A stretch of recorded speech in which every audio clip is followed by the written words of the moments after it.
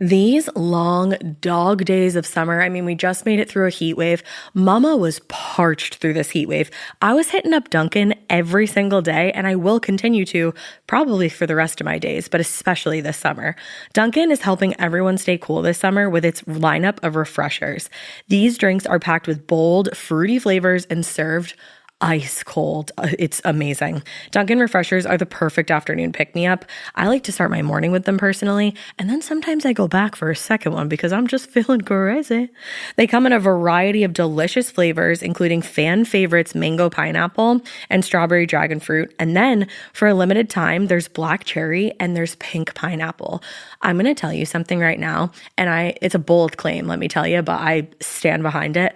Pink pineapple will change your life. It is so good. It has me feeling like I'm sitting in a pool, resort side, just living, honey. It's so yummy.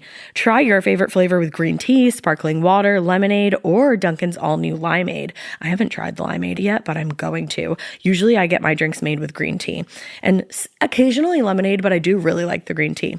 Or if you don't want to build your own, try one of Dunkin's curated refreshers like the Cherry Lime Ricky or the Ultimate Pink Daydream. The Cherry Lime Ricky, scrumptious. I could drink like 3 of these a day. They're so freaking yummy.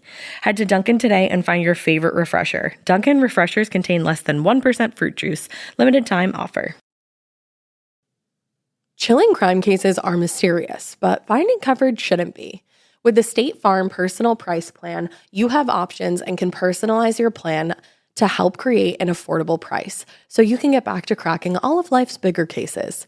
Talk to a State Farm agent today to learn how you can choose to bundle and save with the Personal Price Plan. Like a good neighbor, State Farm is there. Head to statefarm.com to get a quote. Prices are based on rating plans that vary by state. Coverage options are selected by the customer. Availability, amount of discounts and savings, and eligibility vary by state.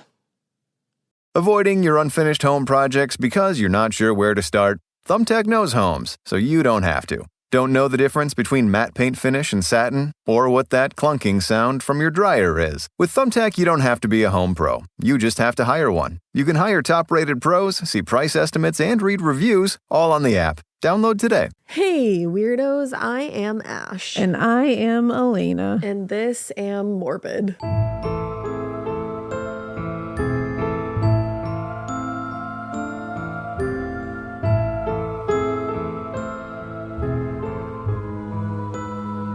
This am morbid. This is morbid. We are going to be a little loosey-goosey, crazy cuckoo. Because I think we're just running off of very little sleep. Yeah. I think the listener tale comes out after this episode. God only knows. Jod only knows.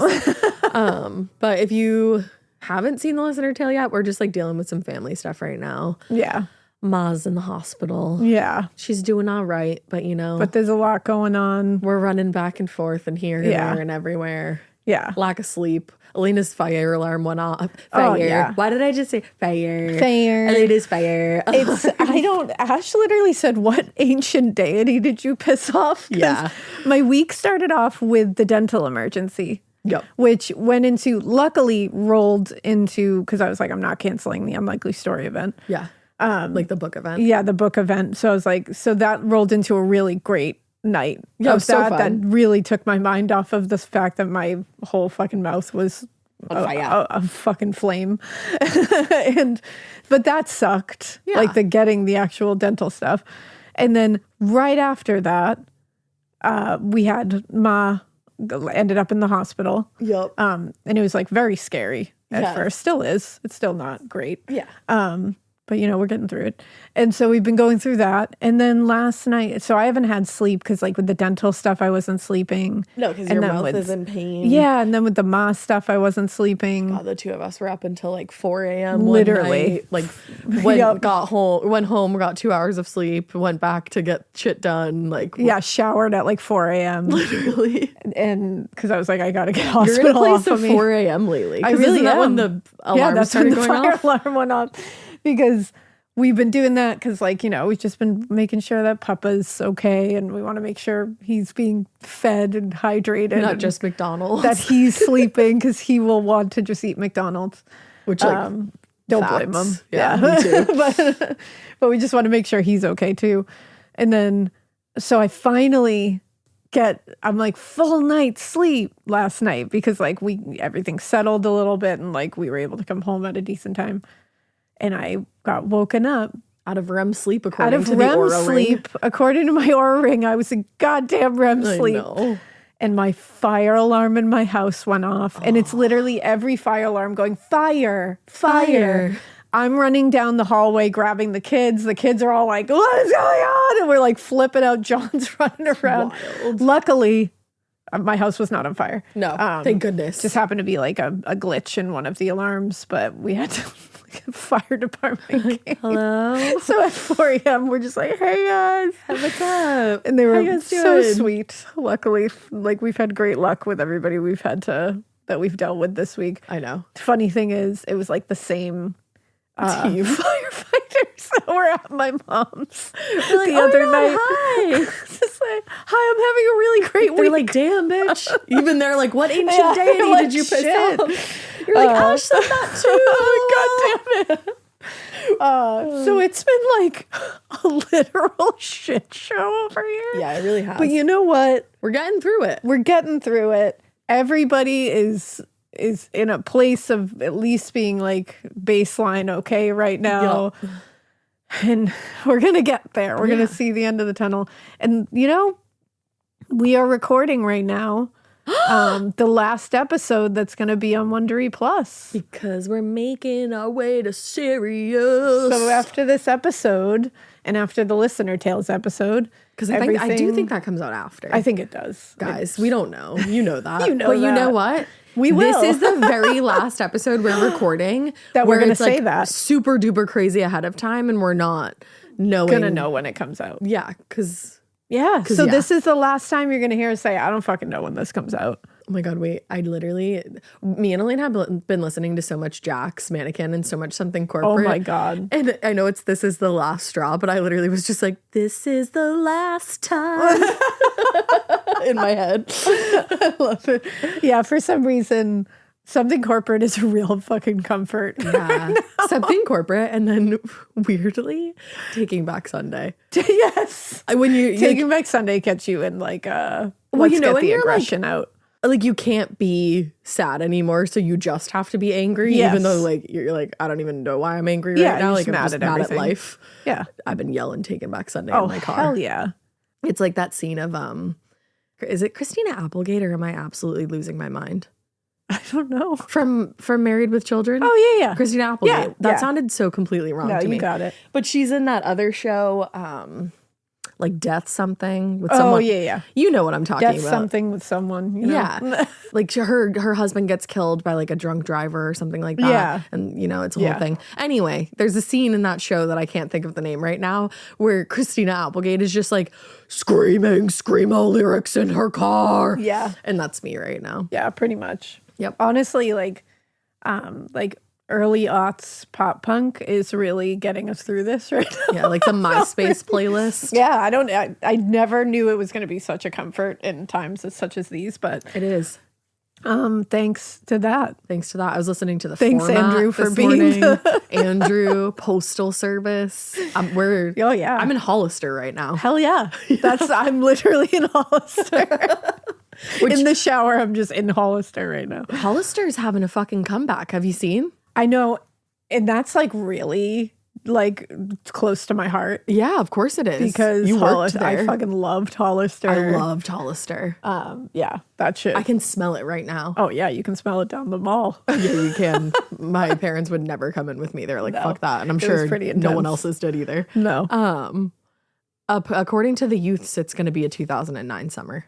you know what? We need that. I'm ready. I think. I'm ready. Like I'm ready for that. Yeah, I want those Henley tops. Oh my The god, baby doll tops that you'd wear the lace cami Oh under. my god, I'm ready. Oh, I'm always I ready. should have kept my shit. Let's go, girls. All right.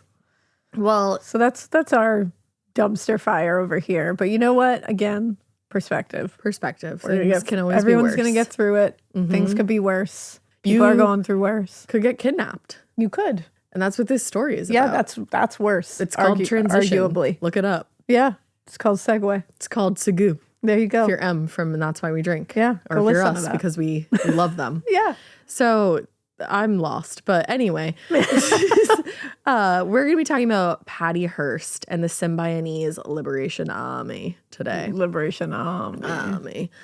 This is like, I know who Patty Hearst is. Yeah. But I never knew all the details of this story. You don't really learn about it in school. That's the thing. I think a lot of people know the name, like me too. Like I know the name. I know the general somewhat. idea of what happened. I knew like she got kidnapped, obviously, and then Yeah, like like she as a ended up hostage staying thing. with them. But I don't think a lot of people know the details, me included. Yeah. Well, guess what? You're about to. Also, if you hear, I apologize in advance, and this won't be a thing that happens a lot, so don't fear.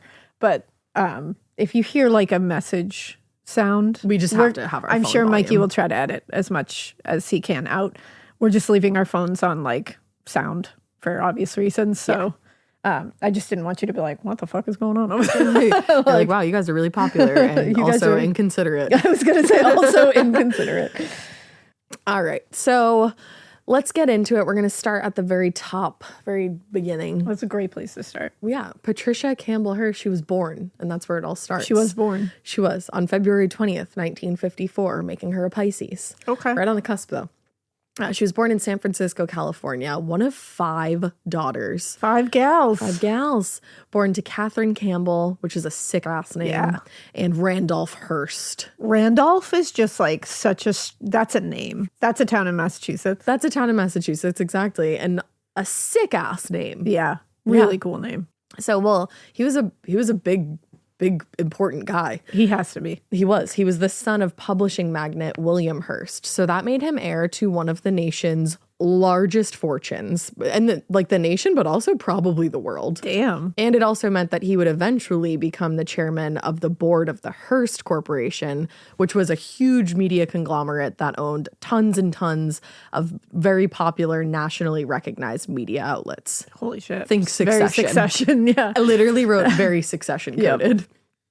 So as one of the most famous families in the world, the Hearsts were extremely aware of their reputation, and Catherine, the mother, went to great lengths to make sure that her daughters had, a sense of discipline, a sense of decorum. Yeah. They were going to be in the public eye a lot, so they needed to act right. Yeah. While most of the girls appreciated the importance of this, keeping up the appearances, Patty constantly struggled against her parents' will. That's gotta be hard. That's a lot of pressure, And the starting kids- immediately. The kids didn't ask for that. You know what I mean? So it's Exactly. tough. That is hard. And Patty, she just didn't like any Yeah. of this. She defied them over pretty much everything she could. They were devout Catholics, and she didn't give a shit about that. They wanted, obviously, the highest education standards, which I understand, but she didn't give a shit about that. Yeah. When she was just 10 years old, they ended up sending her away to the Convent of Sacred Heart, which was a private Catholic boarding school in San Francisco. Damn. And Patty didn't give a shit about that either. Nah, she didn't give a shit. She said, "You're just not going to make me act right. Yeah, she was like, no. I'm going to do the damn thing." Yeah. It was pretty clear that the point of sending her off to boarding school was to break her of these defiant tendencies. Yeah. And at the same time, it was also clear that it wasn't going to be that simple. No. A lot of the other girls at school were very afraid of the nuns, obviously, who ran the place. Like, I mean, nuns are intense, yeah. especially at Catholic schools Yeah. in the late 50s, oh yeah. early 60s. Patty, though, wasn't afraid of them at all. Her favorite thing to do was to provoke them and try to get laughter from her peers. She sounds like a hot chick. She does. Later, she told a reporter that she remembered one nun would get directly in the faces of students and yell at them. Oh, I hate that. And she said, Don't do that. "It's insane. That's a wild way to make children Do anything except rebel against you. except for cry."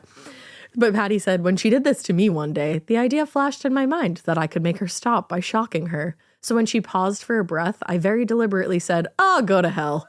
It worked." She goes, "It worked. Stopped her cold." Stopped her cold. Imagine telling a nun to go to hell That's like a 10-year-old. as like a 10-year-old girl at a Catholic school. Like, I'm sorry, that's pretty iconic. Yeah, so that was pretty much how her elementary school days went and middle school days went. All right. When she started high school, Patty transferred to the Santa Catalina School, which was another boarding school. This one was about 100 miles away from home, and she wasn't any happier there. She missed her family. Yeah. There were still the nuns that were yelling at everybody. And even though she was sitting there trying to make them laugh and make the best of it, she missed her family and it wasn't where she wanted to be. No, of course not. And that environment sucks. So she was generally pretty miserable during the school year, but it sounds like she really came alive during the summertime. A lot of the summer was spent with her family in some of California's most exclusive, super ritzy locations. Oh, yeah. It really wasn't like the luxuriousness of it all that thrilled Patty. It was really more just getting to spend time with her family and particularly her dad and the family dogs. Oh, I love that. She just loved any time she could be with her dad. Yeah. They'd go hunting, they'd hike, they'd play sports, and she was just thriving. Obviously, she had her rebellious streak, but like a lot of kids, all she really wanted was the approval of her parents and the privilege of spending quality time with them. Yeah, absolutely. Even if it was just for that little bit of time in the summer. Yeah. So while she rarely missed an opportunity to provoke the adults in her life, that became a lot easier when she became a teenager. Oh, I'm sure. As we all know. Yeah. And that was when she started to take an interest in boys. When she was still in high school, she turned her romantic attention to a young, handsome teacher named Stephen Weed. Oh, now, no. This is inappropriate It is. right off the bat. Yeah. We do have to note he was 4 years older than her. Okay. So it's not absolutely insane, but he's a person in a position of power. Well, absolutely. And that's the thing. It's not inappropriate that she has a crush on a teacher. No. Because, like, that happens all the time. Oh, hell yeah. Like, there should be no acting upon that That's in the thing. any way, shape, or form from either side. Especially the teacher's side. Exactly. That's not the case here. So Patty said he was everything a high school girl could want. He was a college graduate, an older man, so mature, so experienced, so sophisticated. I suppose I threw myself at him, but I hope not in any obvious way. Unfortunately, he did welcome the attention. He didn't just like Patty as a student. He shared the same feelings. Yeah. Eventually, they became a couple and really didn't pay a lot of attention to keeping their relationship private. Jesus. It's hard to say whether it was the age difference or just the fact of the relationship itself, but everything about it distressed Patty's mom, Catherine. Yeah. But as author Jeffrey Toobin pointed out, and we're going to link his book in the show notes, it's called American Heiress. He wrote, in light of the Hearst family tradition of older men courting teenage girls, they were hardly in a position to complain. Oh. Yeah. Okay. Got it. I don't think it was really the fact that he was older that bothered anybody. I think it was the fact that he was her teacher and, like, you know, media outlets might recognize that. And there's a lot of implications there. Yeah, I'd say so. Yeah. So the relationship quickly became a serious point of contention between Patty and her mother. Catherine wanted a future for Patty much like the one that she had, like her own life. She wanted her to be this perfect debutante. She wanted her to be a socialite. But Patty didn't give a shit about any of that. She had other ideas. Yeah. Her parents hoped that when she was done with school, she would enroll at Stanford and start on the path of becoming a very well-educated philanthropist like everybody else had. Which is also, it's an admirable goal for your child. Absolutely. Like, there's nothing wrong with that. No, like wanting your kid to go to college and everything. But Patty was like, nah, I'm good. Instead, she did go to school. She followed Steve to the University of California, Berkeley, and he enrolled in grad courses there, and she started undergrad. I have to imagine that he probably lost his teaching job when they started dating. I was going to say, I feel like, yeah. I don't know. You should probably take those graduate courses, buddy. 'Cause you're going to need them. We're going to need them. So part of Patty's decision-making for sure had something to do with rebelling against what was expected of her at the time. But also, she really just wanted to separate herself from her family and the pressure that came from being involved in and just become her own person. Yeah, in a publicly Not a recognized Hearst. family. Exactly. Yeah. She wanted to see what life was like if she wasn't a Hearst. Yeah. You know? So in between high school graduation and starting at UC Berkeley, she got a summer job to kill the time. And she was working as a clerk at Campwell's department store in Oakland. It was there that she really kind of started to see the other side of life that she hadn't been exposed to. She saw people struggling to get by on minimum wage. She saw how they were getting exploited by their boss and, you know, how they had to work overtime and they didn't always get paid to do that. Yeah. So that was where the civil and political movements that were going on in the 60s and 70s and at that time would kind of have some context for her finally. Yeah, she could finally see it with her own eyes. Exactly. And relate to it. And experience it. Exactly. So let's talk about that a little bit. Let's go. Throughout the mid to late 1960s, the U.S. was really going through a cultural shift, a very significant cultural shift when it came to politics and social priorities, especially. A lot of young people were growing up, they were going out into the world, and they wanted to do something different than what their parents' generation had. Yeah. People were becoming a lot more progressive. They wanted to change the way that things were working, especially when it came to politics and human rights.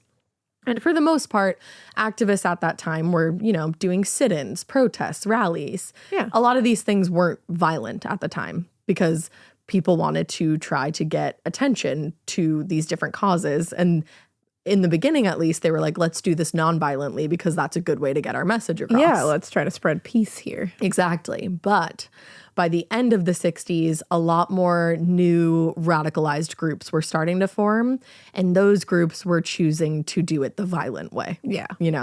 They thought that that was the way to get their message across.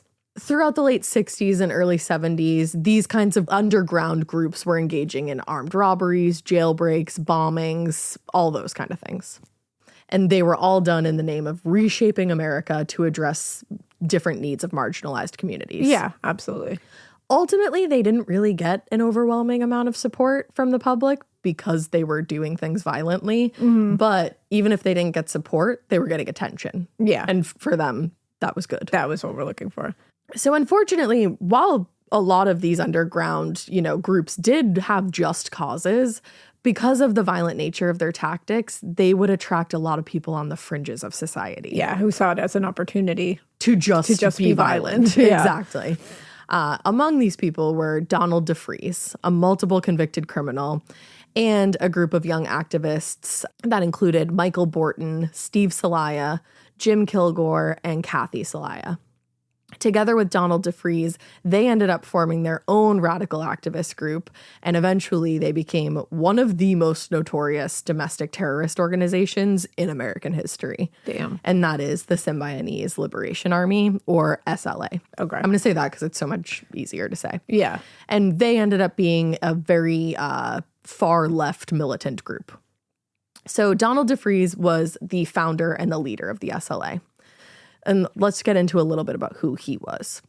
He spent most of the 1960s kind of just bumming around his hometown of Cleveland, then Southern California. And there he worked off and on as a house painter, but a lot of time he was just unemployed. Yeah. He was absolutely enamored with these revolutionary movements that were rising up around the world. And of course, he was particularly drawn to the violence and the disruptive actions of these groups. Oh boy. But something that wasn't working for him was the fact that if he was adept at anything, it was getting busted by the police. He was really good at that. Yeah. Since he had been a teen, he was in and out of juvie and prisons for kind of just like petty, but also at the same time, violent crimes. So in September of 1972, while he was still incarcerated, he organized a Black inmate self-help group called Unisight with help from Russell Little and William Wolfe. They were two Berkeley grad students and prison tutors who were former members of Venceremos, which was another militant activist group. Like I said, there was a lot of activist groups going on at this time. They all splintered off into different things. Exactly. Factions. Exactly.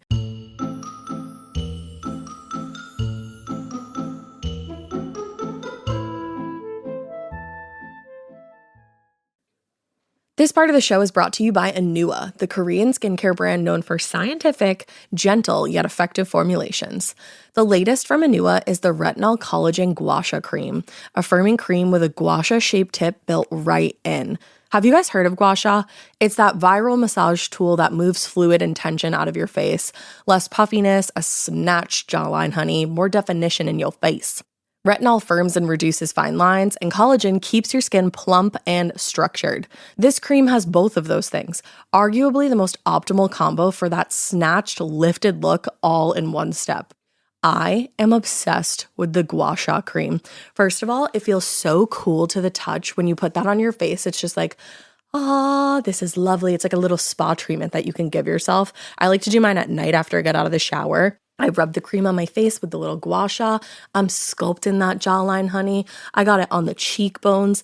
And actually, I had a facial the other day, and the lady doing my facial, the professional, she said, "Do you use a gua sha at home?" And I said, "I do." And I said, "How did you know that?" And she said, "I didn't have those little like bumps in my chin or like different areas like that." So she could tell that I was using the gua sha. And I said, "Oh my God."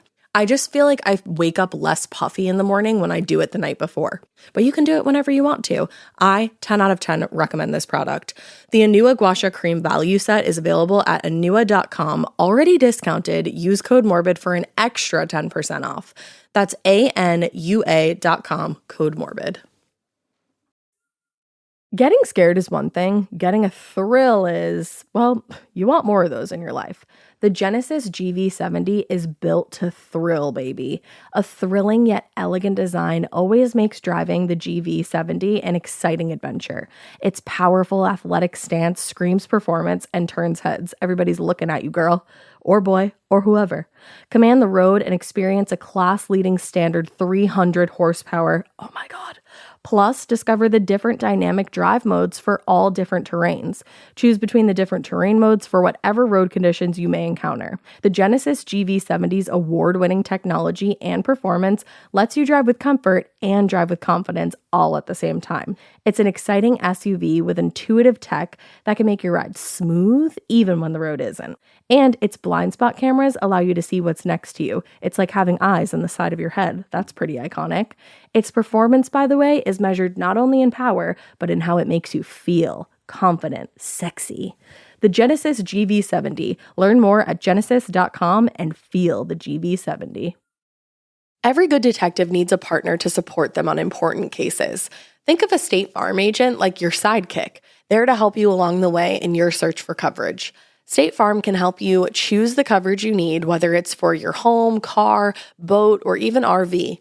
With so many options, it's nice knowing you have help finding what fits for you so you can get back to solving all of life's bigger cases. Go to statefarm.com or use the award-winning app to connect with a local agent and get a quote. Like a good neighbor, State Farm is there. So it was through these two that Donald DeFreeze learned more about communist ideologies that were driving a lot of these movements. Okay. So after being transferred to Soledad Prison in 1973, Donald DeFreeze managed to escape from prison.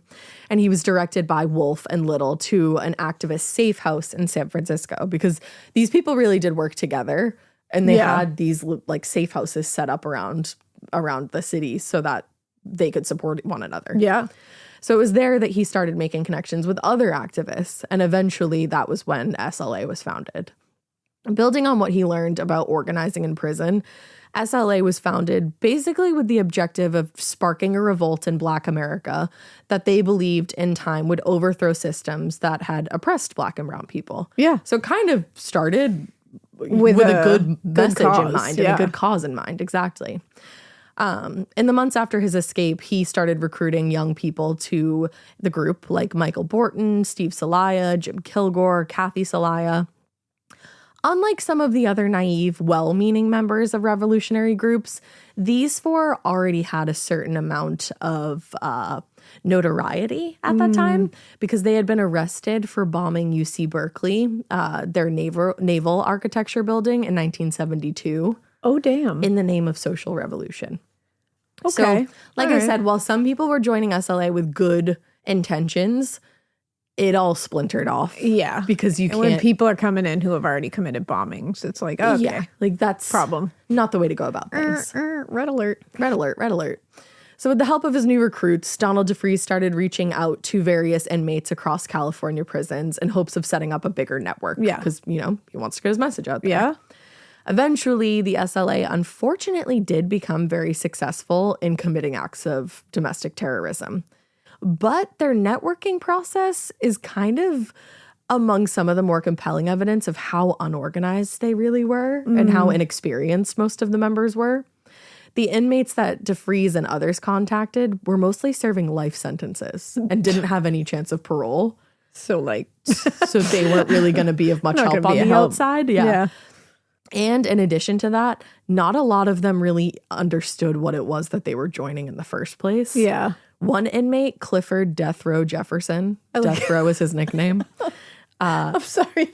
No, it's wild. How do you get to be the one with that as your nickname? I assume you're on death row. Yeah. Probably. But is there other death rows? You're the death rowest of the death rowians. Are you rowians. the death row of death row? Clifford seems like he was. He got the nickname. The fun fact, I actually don't know much about him, but Damn, except that he was on death row. but at the same time, I know everything about him. Yeah, I was gonna say. You know what I mean? I feel like I don't need to know anything else. That's all. It's That's death it. row. So he thought he was being asked to lead the group. So that just goes to show you, common like, mistake. they weren't being clear with their No. messaging at all. He thought he was being asked to lead it from death row, Death row Jefferson thought he was being asked to leave. like inside the prison.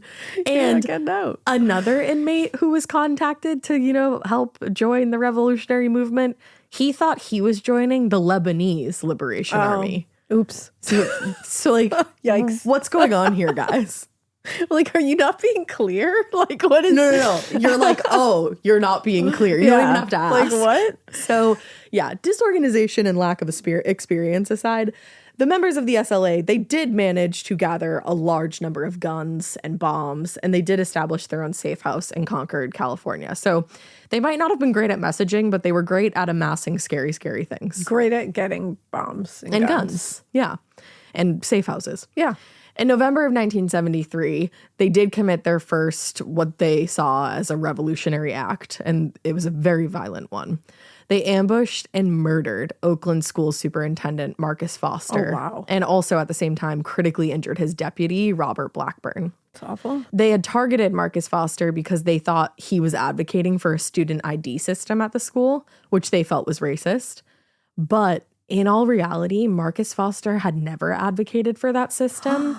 The local press mistakenly reported that he had. So they're not even doing their fucking research here. No. Like, they're committing wild, heinous acts of violence right now without even bothering to look into it and make sure they have the facts. They not that read- committing heinous acts of violence is ever, like, a good thing. No. But, like, they're not even doing that. They're not even, like, I think they're reading a couple articles and not And making really snap doing decisions. deep dives. Yeah. Because it's like, That's fucked up. that's the life of somebody and you were completely wrong. He never Yeah. even advocated for that in the first place. That's really And fucked even up. if he had, you can't murder You him can't about it. brutally murder someone. But No. yeah, You come can on. protest by all means. Absolutely. That's your right. But Speak out. yeah. So a few months after Marcus Foster was murdered, Russ Little and another SLA member, Joe Ramiro, they were arrested after they got pulled over for a traffic violation, and police found several weapons in the car and a ton of SLA paraphernalia.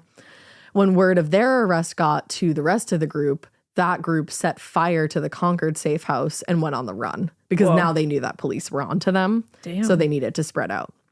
Now, the house might have been burned, but fortunately for investigators, there was still a solid amount of evidence left behind so that they could track down the SLA members. But by the time that happened, they would have already moved on to committing their next big act of what they saw as revolution. Yeah. So now let's go back to Patty's timeline for a minute. Let's go. Once they got settled in Berkeley, Patty and Steve, her former teacher, were living on his $650 a month stipend and her $300 allowance from her parents. So that was a good amount of money at that time for two young kids out on their own. Absolutely. But even without the financial stressors that a lot of young couples have, it did not take long for the cracks in their relationship to start showing. The problem was that, maybe they were attracted to each other, but they were fundamentally very different people. Steve was very orderly. He was very logical. He wanted to plan for everything. Sounds like he might have been an earth sign. Patty is a Pisces, so she's a dreamy gal. Oh, yeah.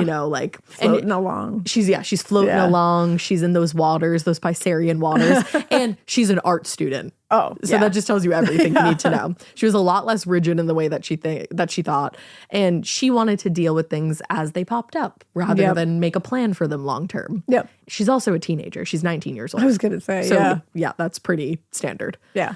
So there were definitely growing feelings that things in the relationship weren't really going as well as they had in the beginning, but neither of them seemed interested or willing to address the problem. They kind of just kept going. According to Jeffrey Toobin, he said their relationship moved forward on kind of automatic pilot. And by the end of 1973, they got engaged. Oh. It didn't really Ignore seem those like problems. Right. It didn't really seem like they were like, oh, when you get engaged, it's because you're like, I want to spend the rest of my life with you. I want to have maybe children with you. I want to travel the world with you. Like, you have intentions of committing your life to this person. For them, it just seemed like it was what they next thought they step. were supposed to do next. Yeah. It's like when you see that couple that you're like, oh my God, you're never going to last. And they get like a dog. And Yeah, and you're like, why'd you what's do going to that? happen to that dog? Yeah, exactly. When you guys inevitably break when up. you guys definitely break up. And even the announcement of their marriage, their engagement to their parents was pretty nonchalant. They were just like, we got engaged. You know, that's what you do. And like remember, Patty's a Hearst. She's Yeah. essentially Shiv from Succession. Yeah. Like it's not, this is supposed to be big. exactly. It seemed to everybody that they were just casually informing them about some minor experience. It was like, oh, I got my ears pierced today. Yeah. You know? Wow. So even though things were strange, the wedding date was set for June 29th, 1974. And of course, Catherine, Patty's mom, got to work informing the press of the engagement. Journalists, photographers from all the national press outlets, and of course, obviously the Hearst outlets, were assigned to cover the story. Patty and Steve, you know, maybe they announced their engagement in a chill manner, but the coverage in all the newspapers like San Francisco Examiner, Los Angeles Times, the San Francisco Chronicle, like these big newspapers that a lot of people read, they were very enthusiastic with the announcement, very extravagant. And they all concluded their reporting by saying, Patty, quote, is a junior in art history at UC Berkeley. That's private information. That's not great.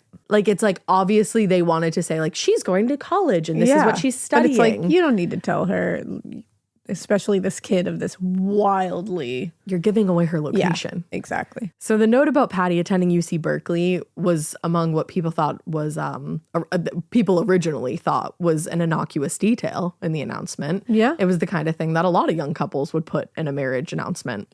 But like we just said, she's not any young person. She's an heiress to one of the largest fortunes in the universe. Yeah. Well, I don't know about the universe, but the world. Yeah, in the universe. There's some other aliens that might have a bigger they might be fortune. I don't better, know. But she was the kind of person who, if kidnapped, their parents would definitely pay a large sum of money to get back unharmed. Yeah.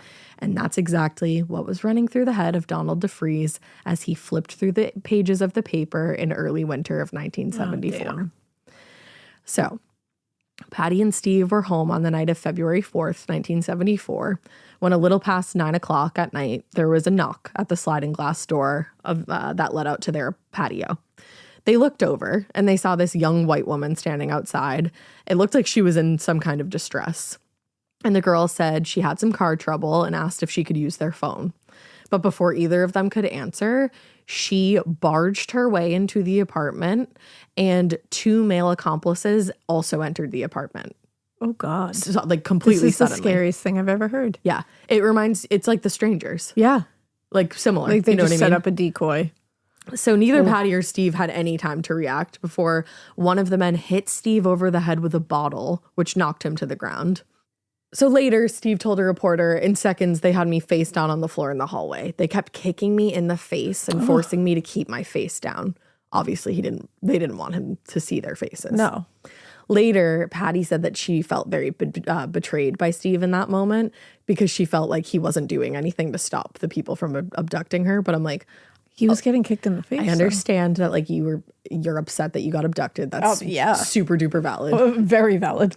But like also Steve he got first knocked to the ground when they smashed a bottle over his head, and now they're kicking him in the face. Yeah, So that's tough. And it's also 2-on-1. Yeah. Like, you know, It's not easy for anybody here. complicated situation though. I get it. Absolutely.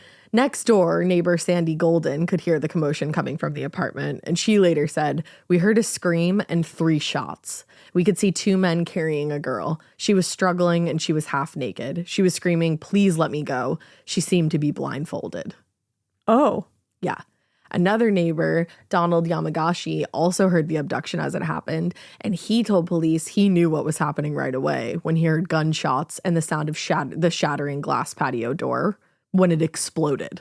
Holy shit. Yeah. So, I hope people are calling people. yeah, the police were called. I was like, are we just saying this after the fact? Like, yeah, it's crazy. I watched the whole The police thing. were called. It was just unfortunately this all happened so quickly. I was going to say, this is happening fast. Yeah, they might not have been great at like organizing members and who were, you know, on death row and in prison. Yeah. But what this plan to abduct Patty at least Was quick and- unfortunately went very smoothly. Yeah. For the most part. Yeah. So the two men threw Patty in the trunk of a convertible and they sped out of the parking lot with one of them just shooting at bystanders as they got out of there. So they're making sure that people are Staying away. And people are shocked and scared and all of the above. The third kidnapper followed behind in a light-colored station wagon. So they had 2 getaway cars too, which is also going to throw people off. Yeah, of course, because they don't know which one she's in. Exactly. They don't know if they're even both involved. Which, unfortunately, was kind of smart to have 2 cars. It was. So when they were about 5 miles away from the apartment complex, Patty felt the car come to a stop and the engine cut off. She felt the trunk open and she could hear the 3 kidnappers talking amongst themselves. And then one of them instructed her to get out of the trunk. Unfortunately, she wasn't out of the trunk for long before she was being handled by another of the men who forced her into the back of the station wagon. And then they threw a blanket over her face and closed her in there. So they got away in 2 cars, but they knew what they were doing. Yeah. They got her into the other one. From underneath the blanket, she couldn't see where they were going. She tried to ask who they were, what they wanted, where they were going to get any information whatsoever. But one of the men, who she would later recognize as Donald DeFreeze, just screamed at her, "Shut up or we'll kill you." Holy shit. And he was sitting in the front passenger seat. The orders that were barked from the front seat obviously were very jarring, and obviously they were supposed to scare Patty. But that intent was immediately undermined when moments later somebody reached back and stuck their hand under the blanket. And Patty at first was very confused and obviously scared. But then whoever that was took her hand to comfort her. What the fuck? Like, held that would her honestly hand. fuck me up. It did fuck her up. Like, that's scary, and Because you're like, I don't like it. what's going on? Because, like, why? No. You just Don't kidnapped me and comfort shoved me in a car? Like, what? Like, what the fuck? She said in that moment she understood that it was meant as a gesture of kindness to comfort her. Ooh. And later she would find out that the man who held her hand was Bill Heiress. And she said later, she was like, it was threatening and reassuring all at the same time. Because you're like, okay, this is fucked up in this situation. It feels very fucked up, but also like, is this a human that's involved and maybe has human empathy and I can possibly be the person I can count on to get me. Or are you just like this, weird or- and fucked up in the head and trying to confuse me? That's the thing. Like that. Oh, Or like give me false hope kind of I thing. hate that a lot. It's a lot. I can't imagine being in this situation. Yeah. So in his book that we mentioned before, American Heiress, Jeffrey Toobin noted that the strange like juxtaposition between Donald DeFreeze's attempt at commanding fear and Bill Harris's gesture of kindness was pretty typical of what Patty would eventually become her time in captivity. Okay. He said the SLA lacked the skills or even the inclination to attempt anything as ambitious as a brainwashing. Literally and figuratively, the comrades didn't know what they were doing. Yeah. So anyway, when the car finally came to a stop after about an hour of driving, Patty was taken out of the back of the station wagon and she was led inside a house. Once inside, she heard another door open and she inhaled deeply, which was smart. She's like she can't see, remember, she's blindfolded. So she's relying on other senses. Yeah. So she smelled like an earthy and musty smell that she figured was old wood. Okay. And in that instant, her mind flashed back to a case that we covered in episode 597, the kidnapping of Barbara Jean Mackle. That had already happened. Oh, yeah. And if you haven't listened to that episode, you should definitely go listen to it. It's fascinating. But she was a young woman in Georgia who was kidnapped and buried alive just 6 years earlier. So she's like, oh, fuck. Is that what's about to happen to me? Oh, my God. So she starts panicking. She's screaming. She's kicking. She's trying to get away. But she's blindfolded and being held. And one of the men just told her, relax, it's just a closet, and guided her inside and closed the door. Oh, my God. Yeah. The fear and panic must have been outrageous. Because remember, like, if you haven't listened to that episode, go listen. But if you did, remember, Barbara Jean Mackle was kidnapped for ransom. Yeah. But then it turned into this whole strange case where they scary. buried her alive in the middle of the woods and she survived for like days. Like, Oh, my God. I forget how long. It was like 72 hours or something That was like that, right? Scary one. Yeah. Yeah. And Patty knows all the details of that. So she's sitting there being like, cool, that's literally about to happen to me. Like, Yeah. oh, everyone's worst nightmare. And she knows who she is. She knows that's gotta be top of mind when you're an heiress. Absolutely. She's an heiress. She's sitting there being like, this is why. You're an heiress who just got kidnapped. Exactly. So later, when her blindfold was removed, she would be surprised to find that they weren't in the middle of some scary wooded area or some kind of bunker in like a remote location. They were still in San Francisco, and they were only about 45 miles away from her apartment in Berkeley. She knew it. She knew where they were. Holy She knew the neighborhood. Ooh, there's something about that being so close Is almost scarier. that you can't do anything about it. Yeah. Ugh.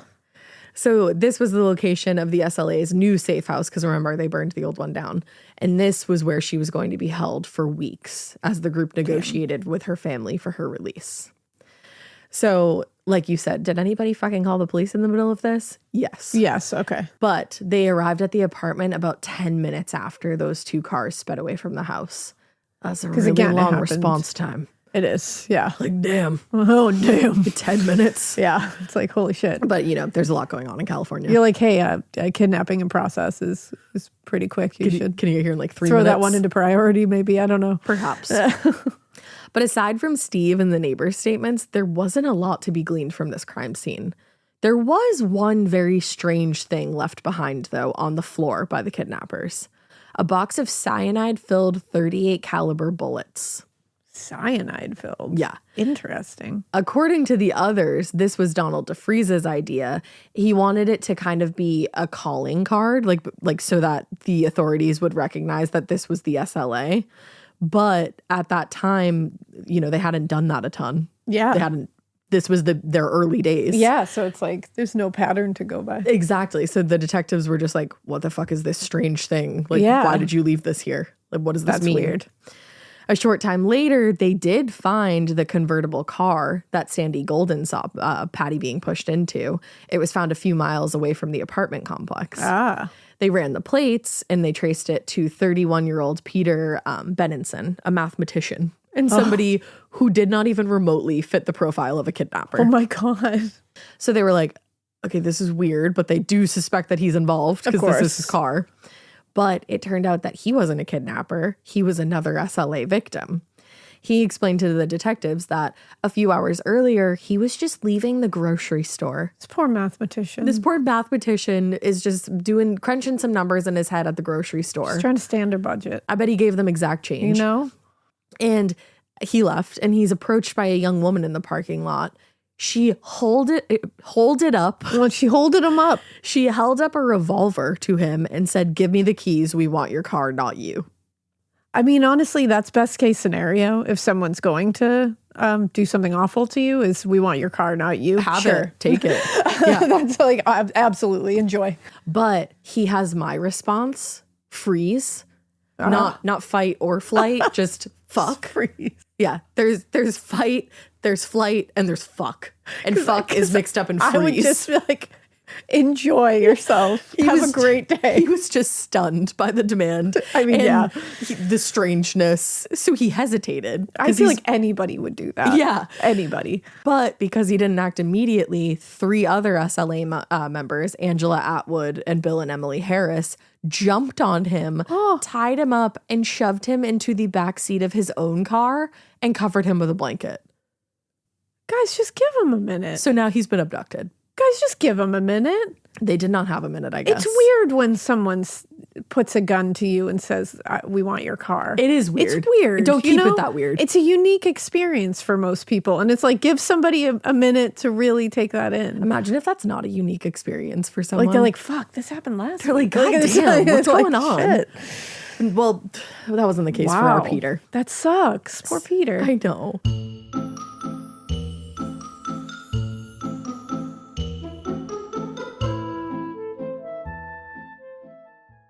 This episode is brought to you by SoFi, the all-in-one finance app where you can bank, borrow, and invest all in one place. Let's talk about bank accounts for a second. The average bank savings rate is 0.39% in interest. You're earning pennies on your savings, and it doesn't have to be that way. But with SoFi's high-yield checkings and savings, the money barely making moves sitting in your savings account can earn over 8 times the national average savings rate with eligible direct deposit. No account or overdraft fees. We love transparency. You can get your paycheck up to 2 days early, plus get up to a $300 welcome bonus when you sign up with eligible direct deposit. Sign up for SoFi Checking and Savings at SoFi.com/morbid. SoFi Checking and Savings is offered through SoFi Bank, N.A., member FDIC. Terms apply.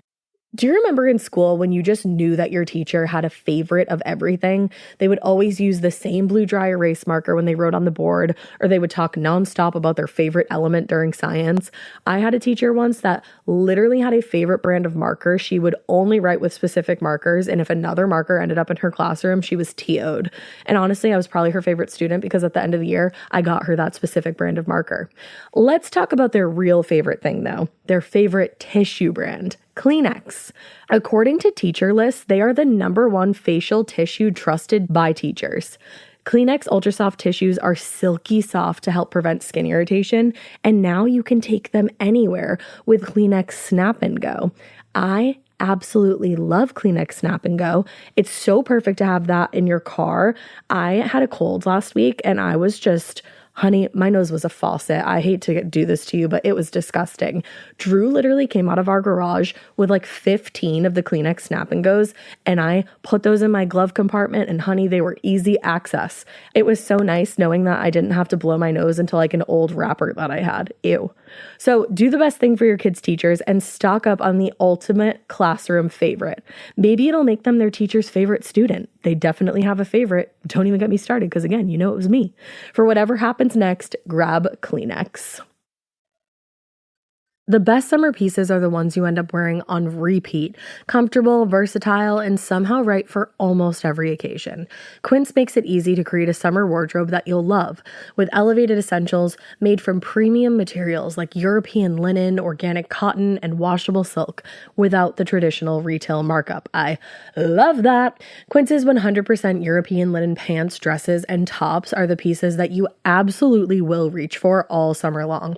I absolutely love their linen. I have so many pairs of their linen pants, which you can dress up or you can dress down in the summer. Like, say you're going to a nice dinner, you can pair it with like a silk shirt, a really cute necklace, some good, makeup and an updo. Or if you're just looking for a more casual look, you can do the linen pants with like a loose button-up shirt and you still look really chic, kind of like, I don't know, Diane Keaton vibes, I kind of think. Also, it's not just apparel. Quince also offers elevated essentials for your home, from bedding and bath to kitchen essentials and furniture. They have it all, honey. I am a big lover of Quince, and I really do think you will be too. Make your summer wardrobe feel easier. Go to quince.com/morbid for free shipping on your order and 365-day returns. Now available in Canada too. That's QUINCE.com/morbid for free shipping and 365-day returns. Quince.com/morbid.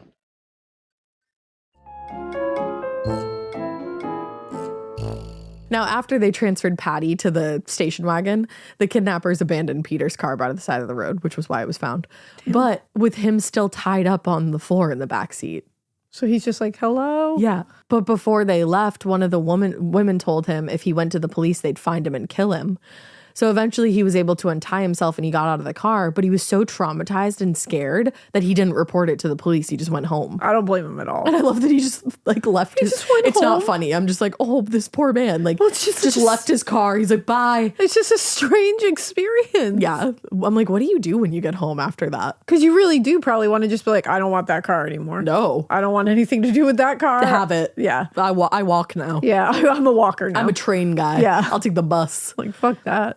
So to the Hearst family, the fact that Peter Benenson had been released, it did give them a small little bit of hope. Yeah, because it seems like now this isn't kidnapping for murder's sake.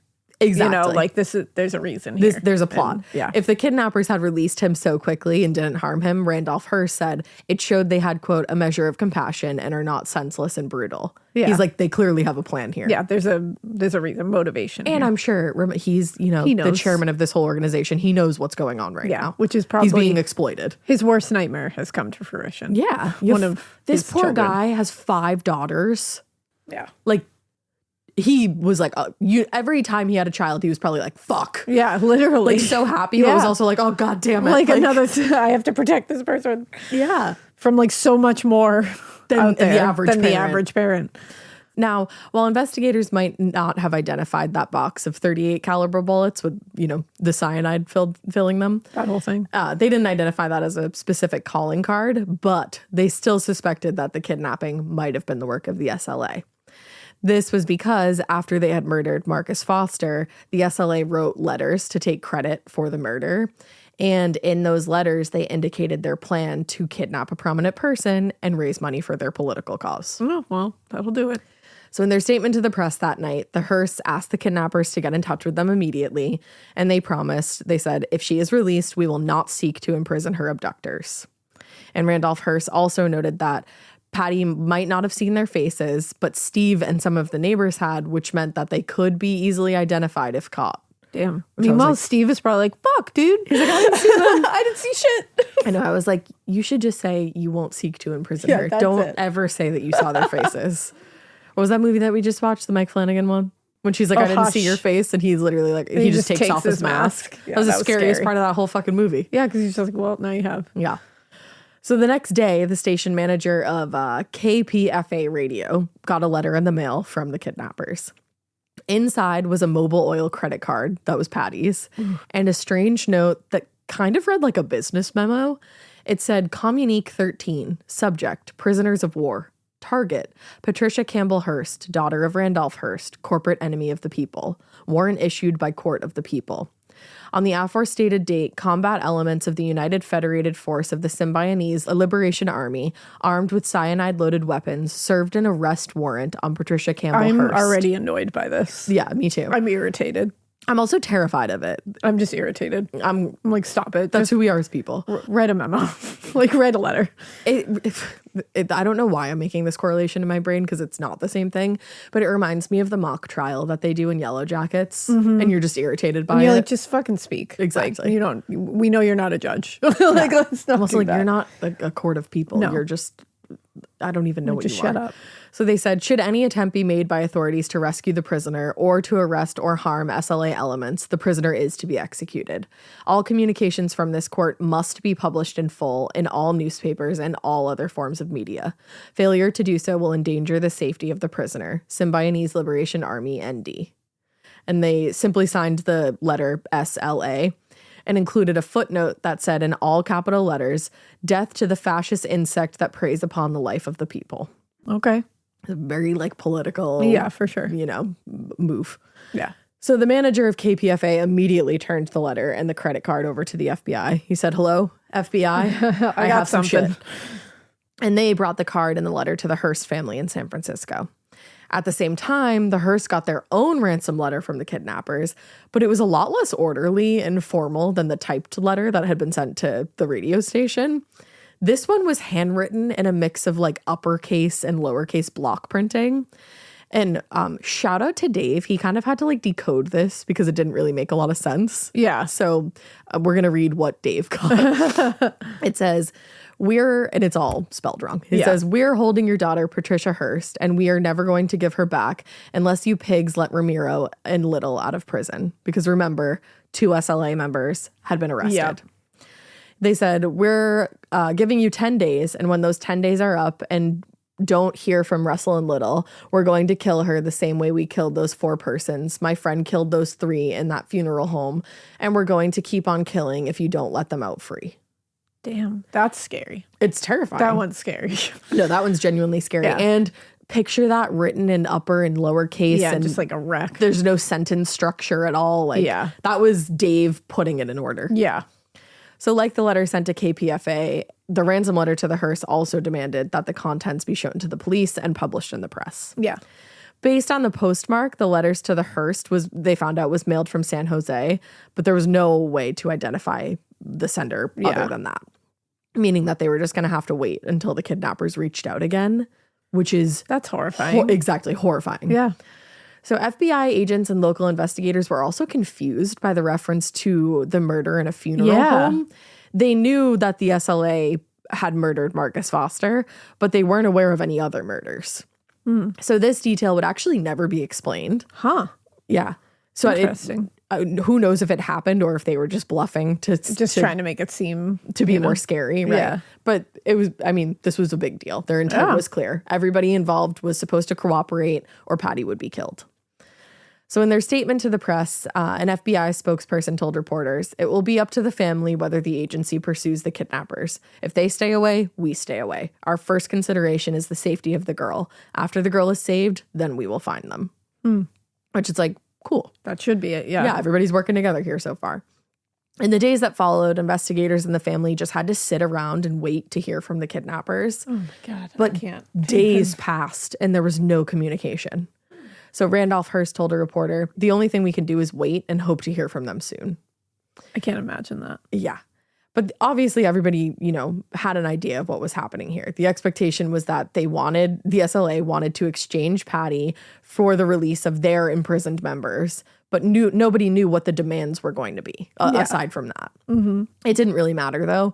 Randolph said, "We'll do anything we can to get Patricia back. I just hope they don't make demands that are impossible to meet." Because that must be a fear. Yeah. Is you're sitting here being like, I'm willing to do anything. Yeah. Literally anything within my power or within this earthly realm to get my daughter back. Exactly. But I'm hoping they don't do something that is literally just not possible. Not possible. Because here's that's the always thing. a thing that could happen. Right. And here's the thing. This family obviously has a lot of money, but I don't think people always realize they don't have that in their bank account. Yeah. They own companies that total that amount of money and that's put into their net worth. And that there's probably processes to get that money or Right. you know what I mean? I'm assuming they don't just have it at their disposal right now. They have a lot at their disposal, Yeah. but they're sitting here being like, these people probably think that we could easily just go get $100 million and we can't just do that overnight. But we would if we could. We would if we could, but that's what he's saying where it's I hope they don't say that because Yeah. that's going to be more complicated than just giving you a couple million, Yeah. for them. So finally, after days and days, a new communication was sent from the SLA, not to the Hearsts or the FBI, but again to KPFA radio, this time in the form of an audio recording. Oh. The tape contained a message that was read by Patty herself. Oh. She started out by establishing that she was unharmed and then quickly pivoted into what most people believed was a statement that one of the SLA members had written out for her. Yeah. She said, "Mom, Dad, I'm okay. I had a few scrapes and stuff, but they washed them up and they're getting okay. I'm not being starved or beaten or unnecessarily frightened. I've heard some press reports, and so I know that Steve and the neighbors are okay and that no one was really hurt. And I also know that the SLA members here are very upset about press distortions about what's been happening. They have not been shooting helicopters or shooting down innocent people in the streets. I think you can tell that I'm not really terrified of anything. I'm okay. I was very upset, though, to hear about the police rushing in on that house in Oakland. These people aren't just a bunch of nuts. They've been really honest with me. They're perfectly willing to die for what they're doing." That's really scary. It is scary. That immediately, That's a scary message. Who knows if, because that's the thing, they assumed it was written for of her course. and she read it. But who knew if it was already Starting to sink in. That maybe she kind of understood what was happening she's here. Do you know what I starting to mean? understand their message here. Yeah, their message, exactly. So eventually the message turned to the motive for the kidnapping. And finally, the demands of the group were stated. As a, quote, symbolic gesture of good faith from the Hearsts. And this is insane. The SLA demanded that every person in California who was receiving federal food assistance be given $70 worth of food to be picked up at designated grocery stores around the state. Also, how would they ever be able to tell that that happened? I don't even know. They couldn't confirm that they did that or didn't. That's the thing. Yeah. That's a dumb It's demand. a wild demand. It's just exactly what Randolph Hearst was like, I hope they don't meet demands that are completely impossible to make, because we'll also get into the semantics here. Because that's something you can't confirm actually happened even if they tried to do it. No. They just, I guess, so it's are you just going to drive around the state of California and stop check? at grocery stores? I don't know. And it's how do you know every person got it? That doesn't make sense. And that wasn't it. The group also stipulated that the stores be clearly designated within each community, I think, so they could drive around and make sure it was happening. That there be 5 stores within each community. The food had to be of high quality. People had to be given the opportunity to voice their discontent if they weren't being treated well.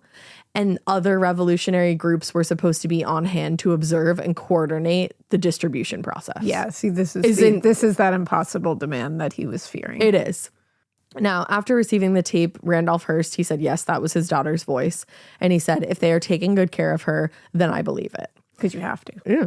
And when he was asked if he was worried that Patty might be hurt, he said, I think it's unlikely. I would be worried if I thought they would do it, but I have assurances that they won't. Yeah. And honestly, I hope he was able to put himself in that place of actually believing that. I know. The release of the tape transcript and the demands of the SLA prompted an outpouring of support from the public and groups around the country. And actually, rather than endorse the actions of the SLA and agree to assist in the distribution of food, like they were also demanded to, like these militant groups around the world, or around California, a ton of groups like the American Indian Movement, Black Teachers Caucus, and the United Prisoners Union released a joint statement to emphatically state that they do not condone terrorist activity, whether it is carried out by either the SLA or the establishment. Wow. They were like, we don't support violence. They were like, nah, this isn't it. They were like, this is actually everything that we are fighting against. Yeah, it's like, this doesn't work. In a nonviolent manner.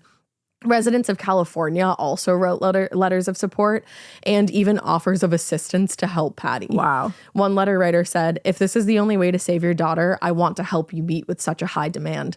I feel sick in my heart to think that money or the lack of it would take such a lovely treasure from you. Oh. Calling your child a lovely treasure. Oh my God, that gave me chills. I know. That statement. So, like you were just saying, you're like, I hope Randolph believed that. Yeah. He seemed confident in front of the cameras, but behind the scenes, he was in an absolute panic. Because there's no way you can convince yourself that, you know what I mean? Like that this is every parent's worst nightmare. There's no way that you can convince yourself that your daughter's not in danger, but also the demands were entirely, like we were just saying, unreasonable and essentially impossible. Yeah, just totally impossible to quantify. That's the thing. Or qualify. Because the members of the SLA, they either completely underestimated or they just had no idea how many people in California at that time got food assistance from the state. An exact number is almost impossible to come by, but there were hundreds of millions of people getting food assistance, which put the total amount in the hundreds of millions of dollars. Yeah. It's just not possible to quantify. So, as an alternative to the impossibly high number, on February 19th, the day before Patty's 20th birthday, she's literally spending her 20th birthday in captivity. Oh my God. But to try to figure this out here and kind of almost compromise a little, Randolph Hearst announced the establishment of a new organization that he was going to put together. And remember, his daughter's life is in danger, and he has to figure out how to put setting together up an organization to somewhat meet their demands. Which I couldn't even do under not duress. No. So he set up People in Need, or PIN, which he was launching with over $500,000 of his own money and $1.5 million from the William Randolph Hearst Foundation. Wow. Which is a prime example of the fact that, like, his money was tied up in other things and he needed to get different sign-offs everywhere. Yep. So PIN was to be a food distribution program to provide food to families in need around California with help from other activist groups as coordinators. So he really did, like, he did everything in his power to do exactly what they were asking. It's honestly incredibly impressive. It is. In a press conference to announce the organization, he said it was a goodwill gesture, and he said it's up to the SLA to believe me and hopefully make a gesture of their own, meaning like return my fucking daughter. The announcement was met with another communication from Donald DeFreeze and the SLA, which the family got on Patty's 20th birthday. They acknowledged the effort, but they said the Hearst contribution should reflect the family's capabilities and the needs of the people. And Donald DeFreeze demanded that the amount of money be increased from $2 million to $6 million. He said, nope, not enough. Yeah. Nope, we're greedy. So despite the complexity of launching a program like PIN, they were able to get the project up and running in a few days. That's unbelievable. This is literally an organization that is providing millions of dollars of food to almost every single person receiving assistance. And he got it up and running in a matter of days. Like, it's like the mom that will lift a car off, you know what I mean, to save their kid. It's like he just went. He would do balls anything to the walls. And they started distributing food on February 22nd. Holy shit. Like, truly a couple of days. That morning, February 22nd, countless people flocked to the distribution centers to pick up food. But what started as an orderly, maybe slow process, by the end of the day had devolved into a mess. As a lot of things when human beings are involved Yeah. does. It just always does. Frustration. There was chaos. It turned out to be, there were violent situations. By the time the distribution locations were shut down, 35 people had been arrested and the entire process had broken down completely. Yeah. In an interview, when asked why the process had fallen apart, one person said, who was waiting in line, "Nothing's organized. They threw food at us like we're animals. That really brought the whole thing down." Yeah. But it's like, that wasn't on the Hearsts. The Hearst sat there and tried to make this happen. Yeah, that's on these distribution centers. You have to keep, there's so many people to keep in order here. Yeah. It was never going to go well. That just sucks. It does.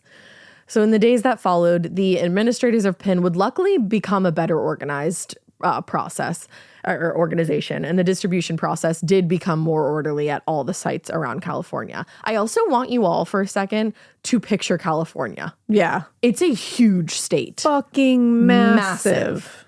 But Randolph Hearst was still concerned that the botched rollout put Patty's life in danger. Yeah. So he made another plea to the SLA and a counteroffer to their previous demand of $6 million of an investment. In a statement released by PIN, he said the Hearst Corporation is prepared to contribute to people in need a total of $4 million for a food distribution program for the poor and needy. Now, with that counteroffer made, there was nothing else they could do but sit and wait to hear back from the kidnappers. Holy shit. And that is where we're going to end for part one. God. I felt like I just threw so much at you This is with who Patty Hearst was, what the SLA was, the kidnapping, Who Donald the organization, DeFreeze is. who Donald DeFreeze is. Yeah. So Holy much. shit. So you know what their demands are. You know what they're trying to do. And now, Damn. we're going to learn a lot more in part two about Patty's time with them. I'm very interested in this. I knew who Patty Hearst was. I knew she Yeah. was kidnapped, and spoiler alert, she ends up staying with the kidnappers. She's referenced in Gilmore Girls. Is she? I think when You always know that stuff. I do. I always know I think when Rory ends up staying with Emily and Richard, Lorelai says she's Patty Hearst and they're the SLA. Oh God. I think that's literally what she said. Thinking of Richard and Emily Gilmore as the SLA. I'm like, not so much. I'm like, damn. Man, they're more like the Hearsts, really. Yeah, honestly. That's funny. But yeah, that's all I could think of when this started. I was like, oh shit. Yeah. Lorelai mentioned This is a big case of a case for debate of whether she was a victim of brainwashing and Stockholm syndrome. I was gonna say, yeah. Or just understood started the believing message. the and, message. Got into it. So there's a lot to unpack here. Like I said, I think this is probably gonna end up being 3 parts, but yeah. We'll see you for part 2. We sure will. And that will be on Sirius XM. Yeah, but So- you can get it everywhere. Just the literal only place you can't get it is Wondery Plus. Yeah. Anywhere else, just listen anywhere else. Yep. Just because I know that's still a question of do I have to have Sirius XM? No, No, it's true. you do not. You can don't. listen to it anywhere. And also September 1st is Labor Day. So hopefully you're off of work and you can listen to part 2. Yeah, there you go. Yeah. Do And it. you all get to listen to it at the same time. There's no more early release. Yeah, exactly. So everybody can just be together. All morbid weirdos are created equal. Hell yeah. And we love ya. And we love you. And we hope you keep listening. And we hope you Keep it weird. But not so weird that you don't not so weird that you do a kidnapping. Yeah. Don't. Not so weird kidnap. that you go to the grocery store and then you walk out and Yeah. you're getting held up. Don't do any of that. Don't do a kidnapping. Don't support a kidnapping. Don't. Stay away from kidnappings in general. Just stay if away you can. from it, So yeah, we love you. Bye. Bye.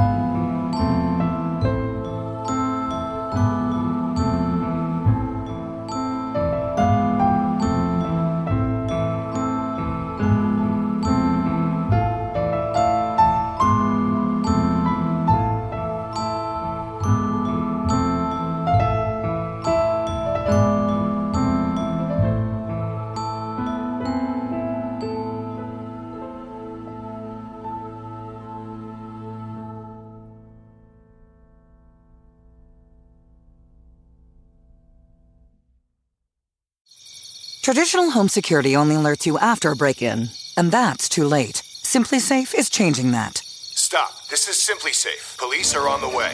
We don't just alert, we stop crime before it starts. Simply Safe, plan starting around $1 a day. Save 50% on your new system with professional monitoring at simplysafe.com/SXM or with promo code SXM. Outdoor deterrence requires a Simply Safe Active Guard outdoor protection plan starting at $49.99 a month. Visit simplysafe.com/licenses for alarm license information. Tennessee 2012. You wouldn't take financial advice from a 72 hours in a single day alpha influencer, would you? Same goes if you're in a car accident or any accident. Who you choose matters. That's why Morgan & Morgan exists.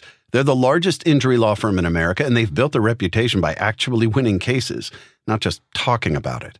Over 1,000 lawyers across all 50 states and $30 billion recovered. Injured? Go to forthepeople.com/podcast. That's forthepeople.com/podcast.